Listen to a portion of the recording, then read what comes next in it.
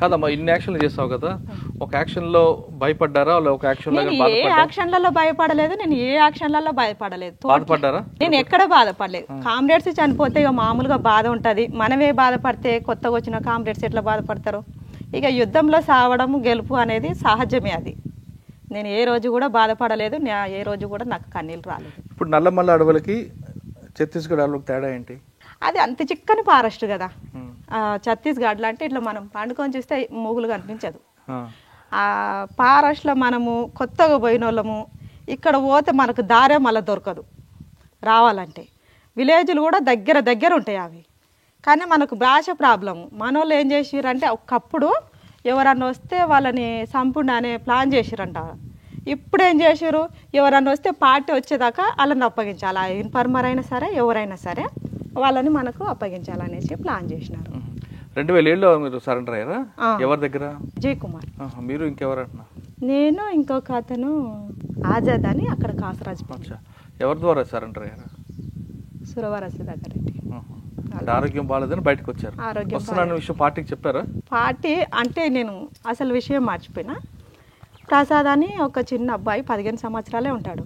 మేము పని మీద వెళ్ళినాం ముగ్గురం.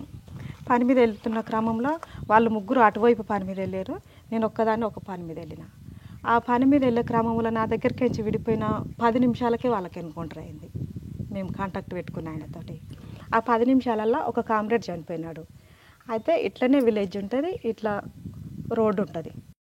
అయితే ఆ ఇంటికాడ నాకు కాంటాక్ట్ పెట్టారు. ఒకవేళ కాంటాక్ట్ మిస్ అయితే నువ్వు ఇక్కడ ఒక వారం రోజులైనా ఒక 3 రోజులైనా నువ్వు ఇక్కడనే ఉండి నేను కాంటాక్ట్ చేసుకుందాం అనేసి చెప్పాను నా కామ్రేడ్. అయితే ఇంకా నేను అక్కడనే ఉన్నా. ఇంకా 3 రోజులున్నా 4 రోజులున్నా అక్కడ ఎక్స్పోజ్ అయిన ప్లేస్ అది. వాళ్ళు పనులకు వెళ్ళిపోతారు, ఆ ఇంట్లో వేసి నన్ను తాళం వేసి వెళ్ళిపోయేవాళ్ళు. వాళ్ళు వచ్చేదాకా బిక్మ అనుకుంటూ ఉండాలి ఇంకా దాంట్లో. అట్లా సరెండర్ అయ్యారు కదమ్మా మీరు ఇక్కడ. అవును. సరెండర్ అయినప్పుడు మీకు రావాల్సింది ఇచ్చారు ప్రభుత్వం? మాకు ఏమి ఇవ్వలేదు, ప్రభుత్వం ఏమి ఇవ్వలేదు. ల్యాండ్ ఇస్తున్నారు, ఆ ల్యాండ్ కూడా నాకు అన్ని పేపర్స్ ఇచ్చినారు, ఆ ల్యాండ్ కూడా నాకు ఇవ్వలేదు. ఎందుకు? అయితే నాకు అదే మూమెంట్లో మ్యారేజ్ అయింది.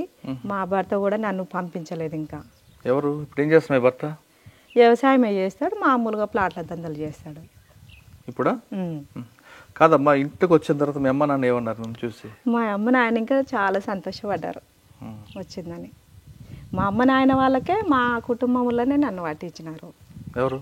మా పెద్దమ్మ కొడుకు అని శివన్నగూడము. ఇంకా కాంటాక్ట్ మిస్ అయిందని ఇంకా నేను అక్కడ చాలా రోజులున్నా, నాకు హెల్త్ కూడా బాగాలేదు, చీకటి అయింది, ఇక్కడ మా వాళ్ళు ఉన్నారని నేను అసలు వాళ్ళని ఎప్పుడో చిన్నగా ఉన్నప్పుడు మర్చిపోయినా, కానీ ఊర్లో మాత్రం పేరు గుర్తుకున్నది. ఆడికి వెళ్తే మా అమ్మకి మా నాయనకి మా అన్నలకి అందరికీ ఫోన్ చేసిండు ఇక్కడ చెల్లి వచ్చిందని. అక్కడ ఆయన సర్పంచ్గా ఉన్నాడు, అక్కడ పోలీసు వాళ్ళకు కూడా ఫోన్ చేసుకున్నారు. ఇంకా వాళ్ళు నన్ను అరెస్ట్ చేయలేదు, ఆయన మాట మీదకి వచ్చి. ఆదిరెడ్డి అని ఉండే మాకు ఎస్ఐ నారాయణపూర్, అప్పుడు నేను చేసిన పీరియడ్లో ఆయన కూడా ఏమనలేదు, నన్ను తీసుకెళ్ళి సరెండర్ చేశారు. ఎస్పీ గారు ఏమన్నారు అప్పుడు? ఎస్పీ గారు ఇంకా అన్నీ అడుగుతాడు, ఇంకెక్కడెక్కడ పని చేసినావు, ఏమేం చేసినావు, ఎందుకు పోవాల్సి వచ్చింది అనేసి చాలా ప్రశ్నలు అడిగిండు. జైల్లో పెట్టలేదు కదా? జైల్లో ఏం పెట్టలేదు, కేసులు ఉన్నాయి నాకు పైన 20కి 10కి ఉన్నాయి అని చెప్పినారు పోలీస్ స్టేషన్లో.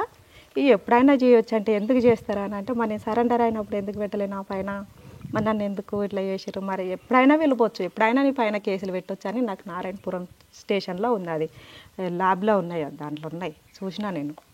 కానీ నన్ను సరెండర్ అయిపోయిన తర్వాత వెంటనే పెళ్లి చేశారు అమ్మాళ్ళు? అంటే 1 year పట్టింది. అంతవరకు ఏం చేసావు? ఇంట్లో ఉన్నావా? ఇంటికాడనే ఉండేది.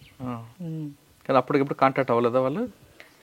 కాంటాక్ట్ అంటే ఇంకా నా జీవితం నేను జాగిస్తున్నా, నేను ఇంకేం కాంటాక్ట్ చేయాలంటే ఇప్పుడు ఉన్న సిచ్యువేషన్లో మనం ఎక్కడ కాంటాక్ట్ చేసినా కానీ వాళ్ళు పీడీ యాక్ట్ కింద కేసులు పెట్టి జైల్లో నొక్కే ప్రమాదాలు ఉన్నాయి. ఇప్పుడు పెళ్లి చేసుకున్న తర్వాత, పెళ్లికి ముందే తెలుసా మీ ఆయనకి నువ్వు మాజీ అని? తెలిసింది. ఏమన్నారు ఆయన? అయితే ఆయన కూడా కొంచెం సానుభూతి పరుడుగా పని చేసిన అనేది చెప్పినారు, కానీ ఫుల్ టైమర్గా వచ్చింది ఏం లేదు. మురళి. నాకు అట్లాంటి పిల్లని కావాలని నేను చేసుకుంటాను ఇష్టపడ్డాడు, చేసుకున్నాను. పెళ్లి చేసుకున్నావు ఇప్పుడు ఏ సంవత్సరం? 2011 లాస్ట్ నవంబర్లో 2011 పెళ్లి చేసుకున్నావు. ఏం చేస్తున్నావు ఇప్పుడు? నేను ఖాళీగానే ఉంటున్నా ఇంటికాడ. మరి ఎలా కుటుంబం అది ఎలా అనిపిస్తుంది? ఇక మా భర్తనే చూసుకుంటాడు అవన్నీ. ఇక ఎంత వ్యవసాయం ఉంది, బయట పని కంటే మా ఇంట్లో పనులు చేసుకుంటూ వ్యవసాయం ఏమైనా శెలకల పని బాయికాడ పని ఉంటే చేస్తాను, నాట్లు పెట్టినప్పుడు విత్తనాలు వేసినప్పుడు ఆ పని చేస్తాను. కానీ ఇంకా బయట పనులకి ఏం వెళ్ళాను. ఇంకా ఆయన కూడా ఏం పంపించాడు నన్ను. ఇప్పుడు బాగుంది జీవితం. ఇక జీవితం అంటే ఇంకా మనం అనుకున్నంత సెట్ కాలేదన్నట్టు. ఇంకా అంటే ఏమనుకున్నారు మీరు? అంటే నేను ఒక లైఫ్లో ఉండాలనుకున్నా, ఇక అంత కాలేకపోతున్నాను. అంటే లైఫ్లో అంటే ఎలా మంచిగా ఒక రేంజ్లో ఉండాలనేది కోరుకున్నాను నేను. అంటే మా అత్తగారు వాళ్ళు కూడా జర మాకంటే పోల్చుకుంటే వాళ్ళు జర తక్కువ ఉన్నట్టే అనిపిస్తుంది నాకు. ఏదో మిమ్మల్ని అత్త మామ బాగా చూసుకుంటారు కదా మీ భర్త? బాగానే అంటే అట్లనే ఇంకా విలేజ్లో ఎట్టుంటారు మామూలుగా చూసుకుంటారు. బయటకు వచ్చావు కదా, అప్పుడున్న పరిస్థితులు వేరు. ఇప్పుడు కొంతమంది ఆడవాళ్ళు ఆత్మహత్యలు చేసుకోవడం చిన్న చిన్న గొడవలకి, వాళ్ళు చూసినప్పుడు ఏమనిపిస్తుంటుంది మీకు? ఆత్మహత్యలు చేసుకోవడానికి ధైర్యం లేని వాళ్ళు అయితేనే ఆత్మహత్యలు చేసుకుంటారు. మనకు వచ్చిన బాధ ఏముంది? ఇప్పుడు ఆ రోజులల్లో మనకు చదువు లేదు, సంధ్య లేదు. మనకి ఇప్పుడు ప్రతి ఒక్కరు ఎంత గతి లేనోడైనా చదివిపిస్తుండు. ఆ చదువుకునే టాలెంట్ ఎక్కడ ఉపయోగిస్తున్నారు ఈ మహిళలు? ఆత్మహత్యలు ఎవరి కోసం ఎందుకు చేసుకోవాలి? మనం ఆత్మహత్య చేసుకున్నంత సమస్య మాత్రం వల్ల సమస్యలు పోవు కదా. మనము ప్రాణం ఉన్నంత వరకు దాన్ని అడిగి మనం కొట్లాడి సాధించుకుంటేనే మనం ఏదైనా జయించగలం. ఆత్మహత్యలు చేసుకుంటే మనము వాళ్ళకు పిరికి పందలైనట్టే. నేను దాన్ని ఎప్పటికీ సాధించాను. తల ఉన్నప్పుడు పాటలు పాడేవాళ్ళ? పాడేది. మంచి పాట పాడండి. అంటే ఇక్కడ ఎల్లంకి మారన్న అనే కామ్రేడ్ ఇక్కడ అమరుడు అయిండు. అంటే నేను పాటలకు కూడా 10 years బ్యాక్ అయిపోయినా. పర్వాలేదు, మీకు ఇప్పుడు గుర్తుంది, పాడండి. చిన్న చరణం పాడండి. ఓకే.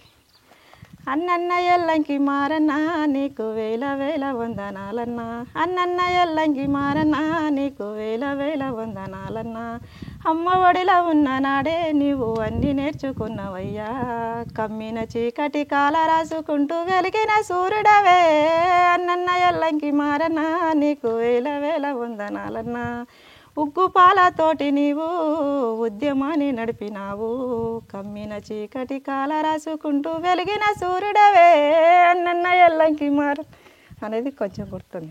చివరిగా చెప్పమ్మా, మీలాంటి వాళ్ళు దళం అప్పుడు గ్రామాల్లో రావడం, ఆ ప్రభావంతో వెళ్ళావు, తుపాకీ పట్టుకున్నావు, పార్టీ ఆదేశాల మేరకు ప్లాటూన్లో ఉండి కొన్ని కార్యక్రమాలు చేస్తావు, నీ అనారోగ్య సమస్య పార్టీలోకి వచ్చావు. అంటే అప్పుడులో యువతి యువకులు కమిట్మెంట్ ఉండేవారు. ఆ భావజాలం అవ్వచ్చు, ఏదో చేయాలి పార్టీ కోసం, ప్రజల కోసం చేయాలి అనే ఒక సంకల్ప బలంతో ఉండేవారు. స్వార్థం తక్కువ ఉండేది. కానీ ఇప్పుడు అమ్మాయిలు అబ్బాయిలు ఎలా తయారవుతున్నారంటే విచ్చలవిడితనంగా తిరగడం. అంటే అందరూ కాదు, కొంతమంది సినిమాల ప్రభావం, సెల్ ఫోన్ల ప్రభావం, లేదా విలాసాలకి అలవాటు పడుతున్నారు. ఇది రాబోయే కాలంలో దుష్ప్రచారం అయ్యి నెక్స్ట్ జనరేషన్కి ఇబ్బంది పడే అవకాశం అనిపిస్తుంది. ఇటువంటి వాళ్ళని చూసినప్పుడు మీకేమనిపిస్తుందమ్మా? ఉన్న యువతి యువకులు ఆ బాటలో వెళ్లకుండా ఉండాలంటే మేము చెప్తాం. అంటే ఆ బాటలో వెళ్ళకుండా ఉండాలంటే వాళ్ళకు కూడా అంతరాత్మకు తెలిసి ఉండాలి, నేను ఇట్లా చేయకూడదు, ఇలాంటి పద్ధతిలో వివరించకూడదు, ఇది పద్ధతి కాదనేసి ఈ సినిమాలు అట్లనే తీస్తున్నారు. ప్రతి కూడా ఈ సమాజంలో ఈ జనరేషన్లో పాపలు కూడా అట్లనే ఇంత పిల్లలతోనే స్టార్ట్ అవుతున్నారు వాళ్ళు.